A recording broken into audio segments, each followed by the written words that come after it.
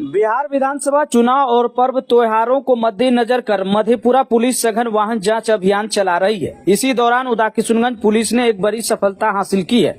वाहन जांच के दौरान बिहारीगंज की ओर से आ रही एक 4 पहिया वाहन से 300 ग्राम स्मैक बरामद हुई है, जिसकी कीमत लगभग 10 लाख रुपया बताई जा रही है। पुलिस ने मौके से 3 तस्करों रोशन कुमार, मनीष कुमार और रवीन कुमार को भी गिरफ्तार किया है। एसडीपीओ अविनाश कुमार ने बताया कि सभी आरोपियों को न्यायिक हिरासत में भेजा गया है।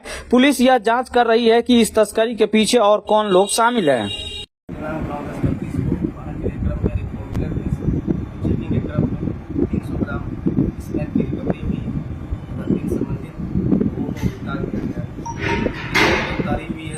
रोशन कुमार, मनीष कुमार और रवि कुमार तीनों एक संग थाना क्षेत्र के हैं और इनको गिरफ्तार करके विधिवत धाराओं में, सूचना धाराओं में कार्रवाई करके प्राथमिकी दर्ज की गई